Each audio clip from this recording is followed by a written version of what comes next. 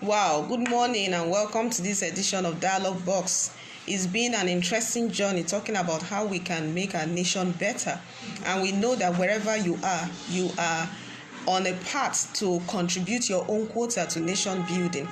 Don't give in to whatever setbacks or challenges you may be having, maybe as an individual or maybe as a business entity. You just make up your mind that you are moving on and nothing can stop you. So as far as you are determined and with your core determination, we trust that everything will fall into place for you. And that is what we also believe for our beautiful nation, Nigeria, because we know that for Nigeria to do well, everyone has to believe in the future of this country. And it's not just about saying, oh, I'm a Nigerian because you have a green passport, but it is about putting in your best to see to it that not only being patriotic with words, but your patriotism shows in your actions, in all that you do in your community, in contributing to the positive, let's say, can we call it betterment at this time, but it's all about improving lives all around you and promoting service, because we have seen that a lot of Nigerians have this mindset that the land does not belong to them. So anything that happens to the land is not their business. But we know that in any situation you find yourself in Nigeria, we believe in the future of this great country, and that is why we have a group called BlossomNigeria on Facebook, and we also have it as a website, because it's not just about trying to make a name or maybe just floating an NGO, but it's about giving everyone the right mindset. And what is it? You can contribute your quota, I can contribute mine, and everybody can work together towards making our great nation better. And we've been talking about some different areas, issues where we think we can improve. Like last week, we focused a lot on education, not because we just wanted to discuss it, but the way the things were coming up, we needed to give attention to them. And this week, we've seen that security has really been a front burner issue. Though some of these issues are recurrent, they are not just things that happened just now. They have been again and again. You keep hearing of maybe like the Southern Kaduna crisis, or even in different parts of the country in the northeast. Like yesterday, we focused a lot on the northeast region, where Boko Haram has been the major challenge there, as like the terrorist group that has taken over or taken parts of that region, and the government is doing a lot to contain the crisis, and a lot of conspiracies here and there, whatever it is that people think. But what we are saying is that everyone should contribute their quota, make it a point of duty to see to it that Nigeria is protected, preserved, and everything you need to give to it to make it a viable country with the right economy, the right people. We need to do it, and that is how we can come together as one.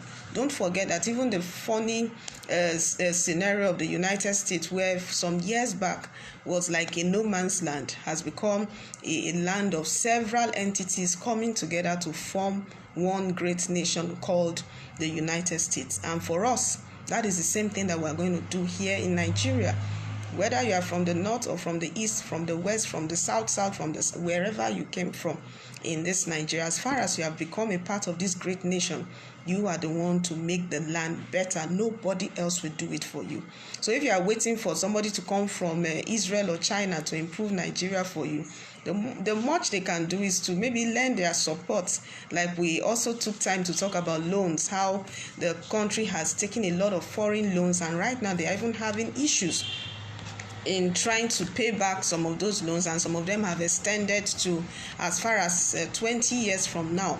And from our analysis last week, we said that no matter what, the country should not go on this path again. Don't go borrowing, don't go, trying to take more loans, but rather what you have right now, maximize. And even if any reason you must take any form of loan, it should be for investment, not for infrastructural development. So we saw that there was no basis for going to collect loans for fixing rail lines, for fixing roads, for fixing different maybe water dam irrigation projects and the rest. There was no need for that. So this morning we will take it into the security sector like we did yesterday. It has been very, very interesting looking at how in different parts of the northeast the terrorism crisis has been building up. And in the southern Kaduna part of the country, we've been concerned that every once in a while you hear of killings, you hear of different forms of attacks and counter-attacks in that region. So the question is, what is the root cause of this issue? And what can be done both by the government and individuals to tackle this challenge? That is addressing this same security challenge we're talking about, but this time around focusing on the Kaduna crisis. So we'll just give you a brief background and let you know that everywhere you are, you can send in your thoughts, your comment, your opinion on it, and what you think or whatever the solution that you have for both the individuals and the government. You can do that on 090-5252-5107. I take it again, 090-5252-5107. All right, then we also now still have 080-3088-7339. That's another number to reach us. So we'll just give you a little background on it. Then we have it that a northern politician and founding member of the Arewa Consultative Forum, Tanko Yakasai, has advised President Muhammadu Buhari and Kaduna State Governor Mallam Nasiru El-Rufai to tackle violent killings in Southern Kaduna from the root and stop using cosmetic approaches. So he called whatever the government has been doing so far, he called them cosmetic approaches. So we're just going to use his opinion as a basis of reference for us to look at what exactly is happening, then also give us more insight into some of the killings that have taken place already and what the government has done so far, what they intend to do. But right now, what more can be done beyond just the usual, according to Tanko Yakasai, cosmetic approach that the government has used so far to stop the killings and endless spate of maybe different forms of attacks that have been going on. So we still give you some more background on this, that in his opinion, Tanko Yakasai said that the deployment of security in the southern Kaduna area was like scratching the surface. And he said that it will not provide any meaningful solution to the problem confronting the people. So he spoke in an interview with Sahara reporters on Monday, condemning the killings by gunmen in Goragan village of Zango Kataf local government area of Kaduna State. Then he also said that there was a need to address the issue of land conflict, and that's one of the major causes of the crisis in the area. So while recalling the efforts made by past governments in solving the problem, Yakasai said that the former Governor Ahmed McCarthy introduced local government reforms where chieftaincy titles or chieftaincy institutions rather were created. They said, but this particular one failed to address the issues. He admitted that land conflict was a complicated situation that the government must give priority attention to and handle with caution. So with this, the indigenous people claim that the lands belong to them, but the Hausa people that have settled in most of those areas and their descendants went there. According to him, they just cleared the bush and claimed the areas where they cleared. But he has added, according to him, says, I know it is not an easy thing to do because you cannot remove the Hausa people who cleared the bush and created their settlement. So this is not because I am an Hausa man, but I am speaking as a human being. So according to him, all the indigenous people over there are trying to claim back their lands from the Hausa people that have settled there. But in his own human opinion, according to him, it is difficult to do because most of those Hausa settlers have been there for a long time and they are descendants, so it will be difficult to dislodge them. So you can see that it's a very dicey situation. So he also suggested the need for the government to develop and replicate the solutions and as a second, strategies used in solving the communal crisis in the Ife and Modakeke region in Osun State. So according to him, it is a question of how you can develop a strategy So once people see it as a viable option, as they did in Ife and Modakeke, they will accept it because nobody wants trouble. And he also berated the government responsibilities in protecting the lives and properties of those in the state. All right, so now, okay, we have a call coming in already. Let's quickly take this one from one of our analysts, Christian Etemiki. Hello. Good morning. Just a second. Yes, very well. I can hear you. Okay, all right. You are welcome, sir. So you have become a very core analyst on Dialogue Box. So we have welcomed you very specially. So, sir, what's your take on the issue of the crisis in Southern Kaduna right now? Well, my take is that, there are two angles to it. Yeah. If we want to look at the root cause, we will not live here today. But yes, but just to remind you that this problem started before this administration. Yeah. Right from Babangida's era. Remember the Zango Kataf clash? Yeah. That Babangida set up a judicial commission of inquiry. And they indicted some retired generals. Okay. Only for them to be pardoned later. And since then, they have not made peace.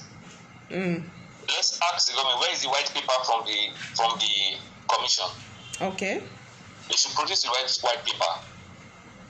And if we are going to move further on this, we cannot ask the southern, the majority Christians who are the landowners in the state to shift their swords and allow the minority Muslims to go on rampage. Okay. So my solution is this. There are two solutions. Number one, the first one is the people living there. This is your land. You have to fight for it. Anyhow, if the government does not want to support you, you have to fight for it. We cannot live here and go and join them in the fight. That's the truth. Because everyone is facing, even in the south, there are issues. Okay, but sir, if they do that fighting for their land, which you are proposing right now, don't you think it will lead to more violence, killings, clashes, and the rest? The peace is not the absence of war. All right. What you must. That's the truth. Yes. What brought about this latest one now? They said three Fulani herdsmen were injured, and the next thing was 33 people are dead. So it shows you something. If we say it was the Christians that attacked the Fulani herdsmen, for instance, let's even assume they didn't kill them. I'm sure maybe they must have been fighting them off or feeding them off from their lands, and then it got bad, and then they didn't kill them.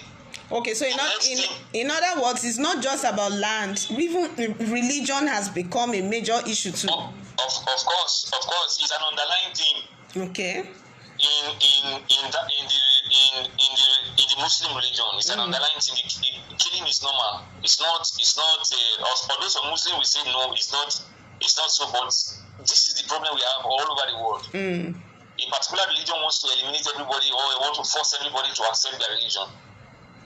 But that's one part of it. The people in the land must fight. They have to open their eyes. If they will not see, do you remember the Million Boys saga during the coronavirus lockdown? Yeah. What happened?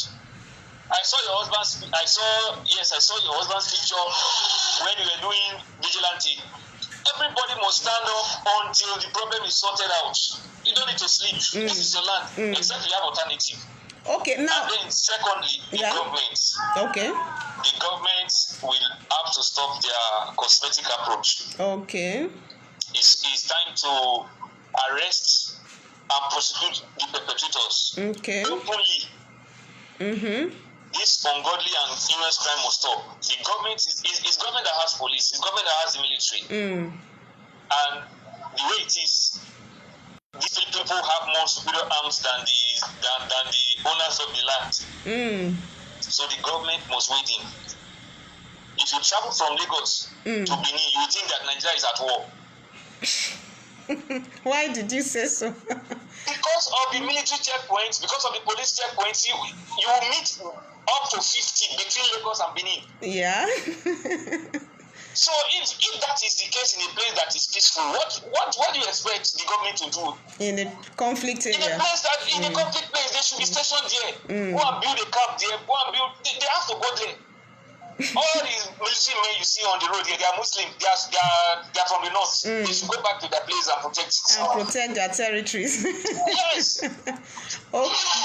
The government is handling this thing with kid gloves. You cannot say they don't know who did it or they cannot find out. They can find out. Leave all the talking alone. Leave all the press is saying alone.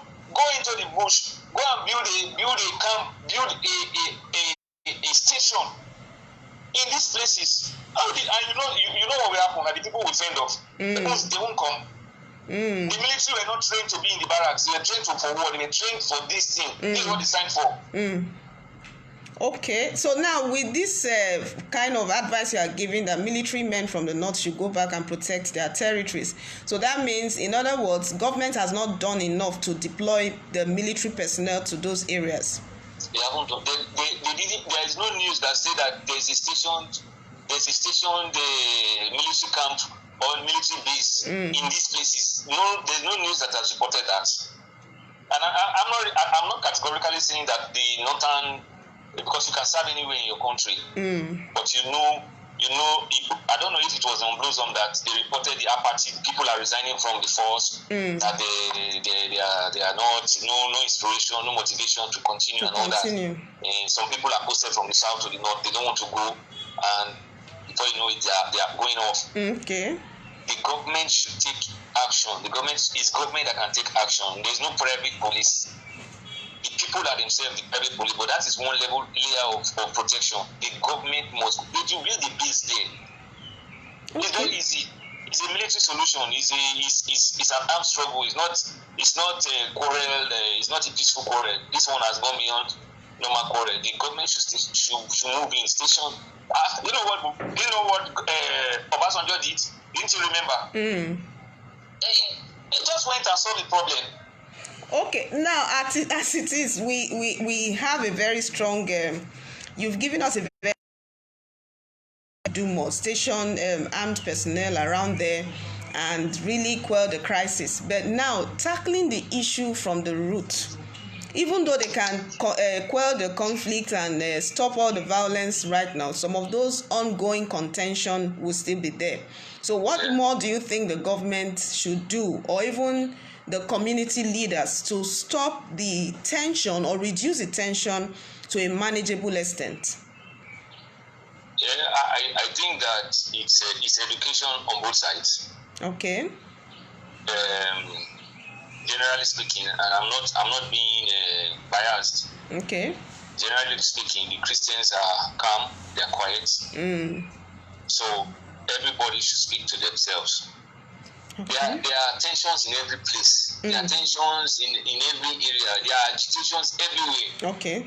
But it does not have to lead to bloodshed. It does not have to lead to killings. Exactly. So, like you said, you mentioned, yes, the community leaders must rise up in both camps and stop your people from encroaching. Stop your people from. So if you have a grievance, let's take it peacefully. Let's resolve it peacefully. And this happen like this when justice is not served. When justice is not served, people take up arms and try to find solutions for themselves. Imagine if the people that are being killed, what would they do? They have to rise up. They have to stand up. One day they will stand up and say, no, you push somebody to the wall, he has to come back to you. Exactly. And they don't have anywhere else to go. Nigeria is the whole country, but they are the landowners. Will they run and leave their land and come and be tenants in other places? It's not done. The government must do more, and then, like you rightly said, the community leaders must be able to educate their people, find a lasting solution to it. To this, we don't have to be friends, but we can live peacefully. Exactly. Everybody can mind their business. Exactly. If you say you are not my friend, don't come and shoot me in the night. All right, Mr. Christian, thank you so much. We really look forward to having you live on set. It's been an interesting time talking with you, and we even wanted to talk directly to the government. I wish you can see the governor right now, Mallam El-Rufai, because he has also gone through a lot of controversies around the conflict, and we believe that we just think he should take the right step and see to quelling that crisis and take care of it from the root. So we really we appreciate it. Yeah, okay. What is facing is a general problem. From the media, we cannot know what is happening.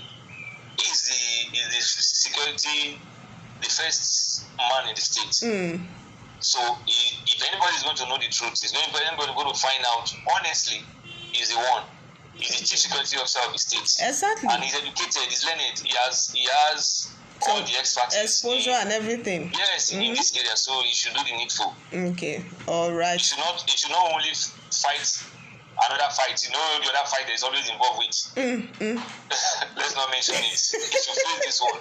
Okay. This is one of his primary duties, the chief security officer of the state. In the state. Okay, yes. All right. And it should be fair to both parties. Exactly. You should be fair and play a very fair game. Yeah. Thank you. Anybody that's indicted, they should deal with the person openly. It's not a closed trial. It's not.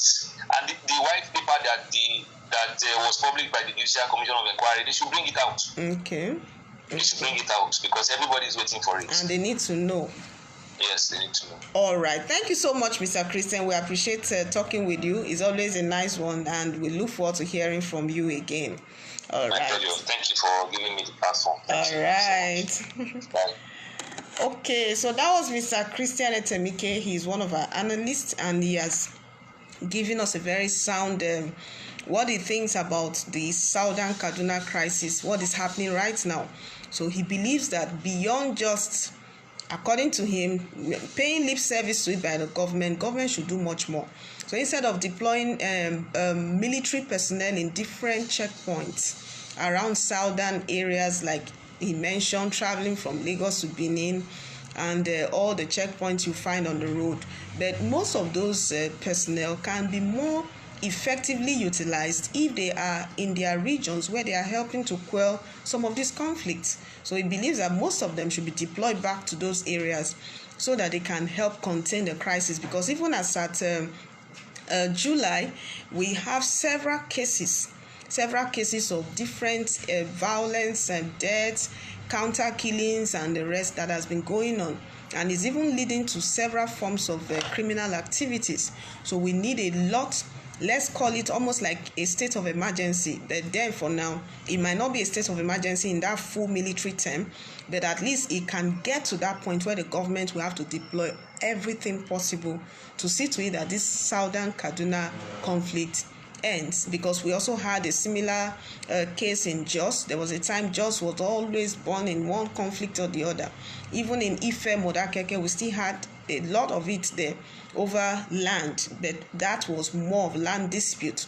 The Ife indigenes felt that the Oyo settlers, who now became the Modakeke town, has now like wanting to take over their land, so they needed to fight for their land. But in the midst of all the conflict, one way or the other, there was a solution, but it spanned years and it took time. But we don't need to wait for that long for the Southern Kaduna crisis. So you can talk to us now and let us know what your take is on what the government should do to tackle the Ife Modakeke crisis. The Southern Kaduna crisis, and let us look into it very, very squarely. So we also gave you some cases of what Tanko Yakasai thinks, because he's an elder statesman. He has been there and he believes that land is a major issue, but like what our last caller said, beyond land, a lot of it also has to do with some outbursts of maybe religious extremism, based on the fact that some of them have a tendency to want to take advantage of religious sentiments to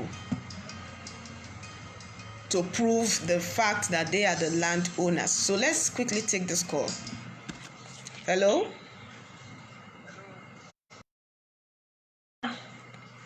Hello, good morning. Good morning, you are welcome. Who is calling? This is Oluwashino calling from Lagos. Wow, Mr. Oluwashino, you are welcome, sir. All right, thank you for having me again today.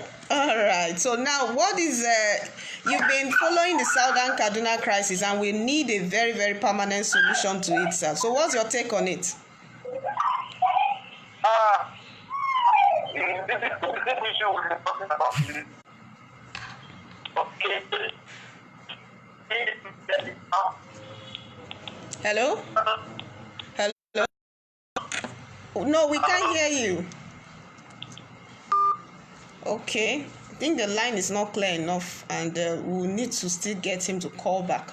So we're talking about the violence in the region and how a lot of it has led to several killings, death on every side. So we'll just give you an estimate of some of them. We have it that on 20th July, approximately 9 people were killed and an unknown number were injured and displaced following an attack on Goragan village in Zangan Kataf local government area, which occurred at around 7 p.m. Then on 19 July, we still have Fulani assailants armed with guns and machetes that attacked a wedding reception at a home in Kukum Daji village in the Kaura local government area at around 10:30 p.m. killing 15 people and injuring around 30 people. So most of the victims were young people, and several survivors received treatment in medical facilities in Kafanchan, while others were transported to Baradiko Hospital in Kaduna Metropolis, where 3 others later died. So a lot of deaths were recorded in that incident. Then we still have more local reports where attack on Kukumdaji was one of the several on locations in Kaura local government area.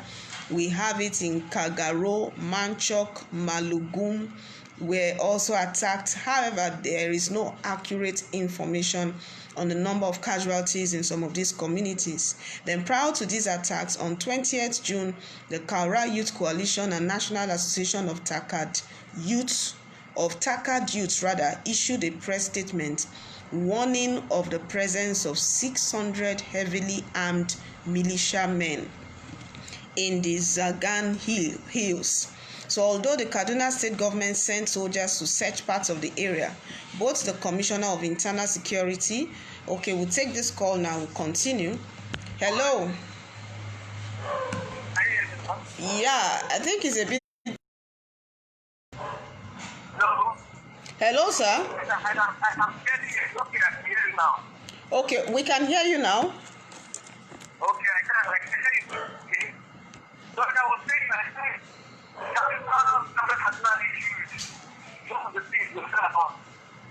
okay, but sir, it's like your line is still a bit, it's not too clear. Oh, I'm on the road. Sorry. Okay, you're on the road. Yes. Okay, all right, let's see if we can still get maybe 1 or 2 points because it's still a bit noisy. Okay. All right, so what is the thrust of our discussion this morning, mainly? Is on the Southern Kaduna crisis. Okay. And how much has been done by the government to try to quell the attack. We still have lots of opinion that the government is not doing enough to stop the killings because it's leading to several loss of lives, and that's a major concern. So even though it's presumed to be on land dispute, but religious sentiments are also on it. We still have issues of Christian, Muslim, but then the underlying factor is land dispute. So what is your take on it? My take is, like the right said, the government is not paying lip service to the issue. Okay. I think that if they want to address the issue, it's a local matter. Like I said, every politics is local. Okay. Now, if everyone was talking about the security challenges that we have, I said something about communal or community policy. I think that should be looked into critically now. You have the community policing matter. Very critical. Yeah. Everybody in society is a member of a family.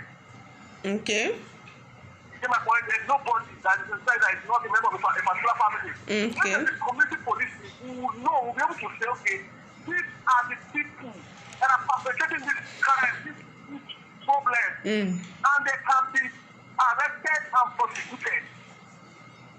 The government must come to the table. They say that you come to help people must come with clean hands. Yeah.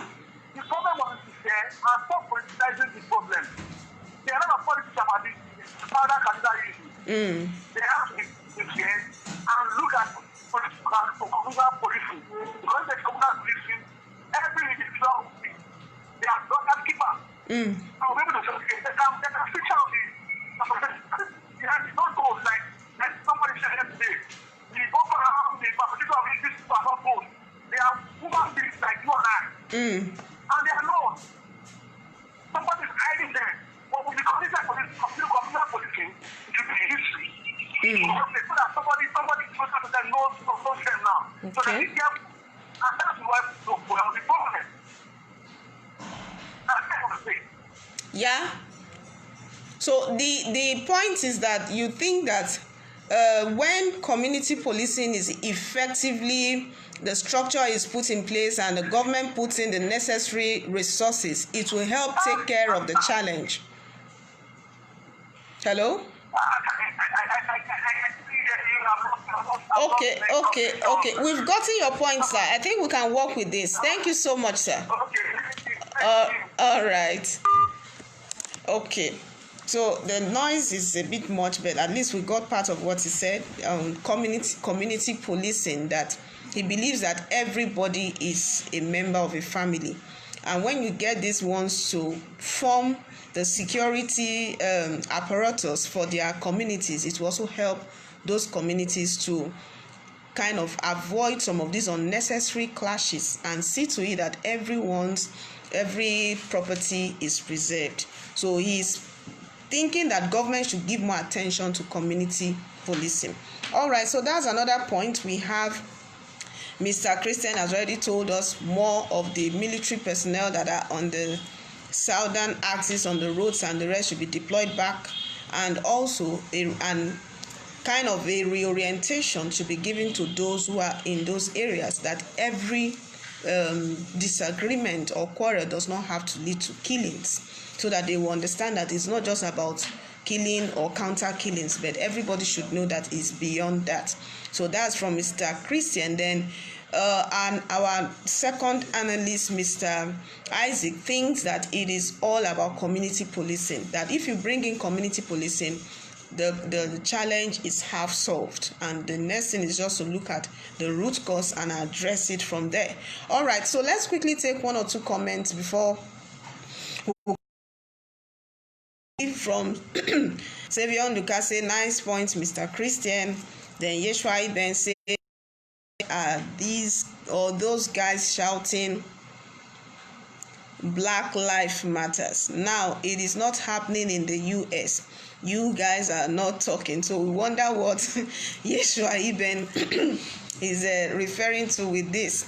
So, but he's asking for everybody's contribution. I'm sure that's what he's also trying to say. Where are you? Where is your own input? What are you doing to stop what is going on right now? So all that is happening is all about ending the crisis. According to our last caller, government should not politicize it. And no matter what is happening, we must do it quick, fast, in order to stop the further killing of innocent lives and destruction of properties that don't need to be destroyed because of one issue or the other, that can be resolved. So if they really look into the root cause and see how to address these issues, you discover that most of these things can be tackled. And these security issues from communities like the different ones we're calling here, let's see if we can get some of their names again. You will know that most of these things can be handled. We see some like Kukumdaji, Kagoro, Manchok, Malugun. All of these areas are currently being affected by the crisis, and we don't want more of it. Then even the recent one that came was Goragan village in Zagon Kataf, or rather Zagon Kataf local government.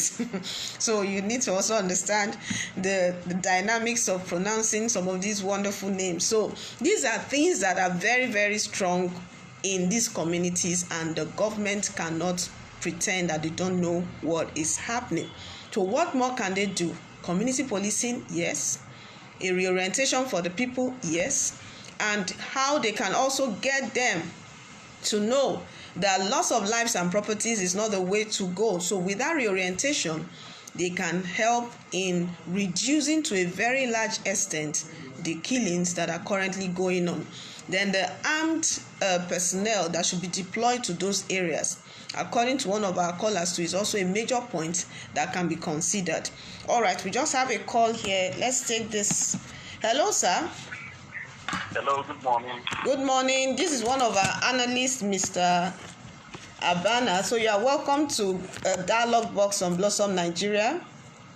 Thank you very much. All right. So, sir, what is your take on the Southern Kaduna crisis? We have a lot of statistics on how much has been perpetrated with the deaths and the rest, but we know that we need a solution to it. So what should the government do that they have not done already? Okay, the government they've been politicizing the issue of Southern Kaduna. That is the crisis going on there right now. Okay. We've had several human security issues. We've had loss of lives and property. And now the way forward. Yeah. Political development is born out of crisis. Saying the relation between the north and the south in Kaduna, I think that the time is right for the federal government to go ahead, if possible, to create a state. To create a state? For the people of South, yes. To create a state for the people of Southern Kaduna. Because over the years, we've been having these issues. Northern Kaduna is predominantly Muslim. Okay. And Southern Kaduna is predominantly Christian. Okay. Muslims, they have their religion backs up or supports killing, which they often describe as jihad. I know you must have heard about the 7-victim reward for anyone that kills an infidel. So we cannot divorce religion from what is going on there. Apparently, that is one of the reasons why the crisis is perpetually being fueled. Then, secondly, is the role of the government of the day. Okay.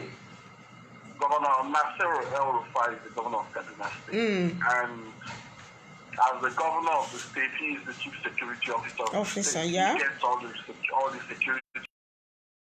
So there is no way he's going to convince Nigerians that he's, oblivious of those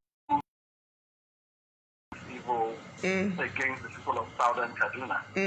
Nothing. He has not taken any stringent or any serious measure against these killings.